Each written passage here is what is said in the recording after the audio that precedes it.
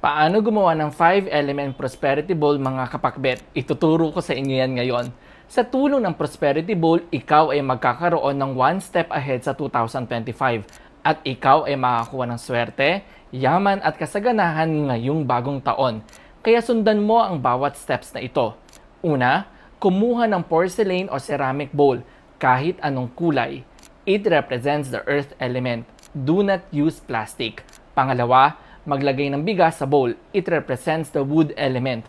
Magtira ng space sa itaas. Pangatlo, ipaikot ang 12 pieces of eggs in a vertical position. Pang-apat, itusok ang 12 pieces of gold chocolate coins sa pagitan ng mga itlog. It represents the metal element. Panglima, irolyo at talian ng pulang laso ang 9 na pirasong papel kahit anong halaga at ibaon ito. Pang-anim, maglagay ng 168 pesos sa 3 pulang ampaw at ilagay ito sa gitnang dulo ng bowl. Red ampaw represents the fire element, while 168 pesos or any currency sa Chinese ay Yi Lu Fa, meaning fortune all the way. Pang-7, ilagay sa gitna ang mandarin, not orange fruit, dahil ang mandarin it symbolizes gold, while ang oranges naman ay symbolizes sufferings.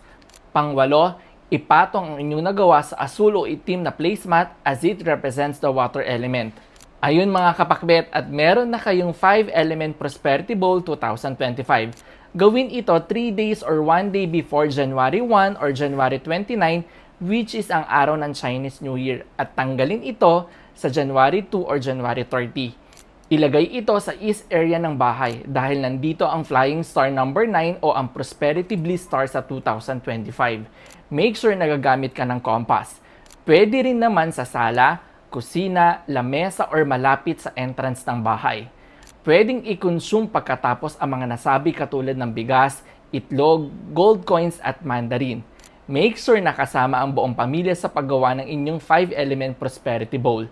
Isa pang pampaswerte tip, i-deposit ang 168 pesos or any denomination sa inyong bank account sa maswerteng araw at oras base sa inyong zodiac animal na makikita mo sa screen.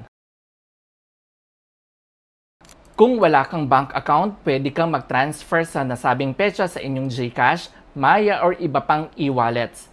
Pag nagawa mo na kapakbet ang inyong 5-element prosperity bowl, patingin naman ako sa comment section. Master Michael here, simplifying feng shui for everyone.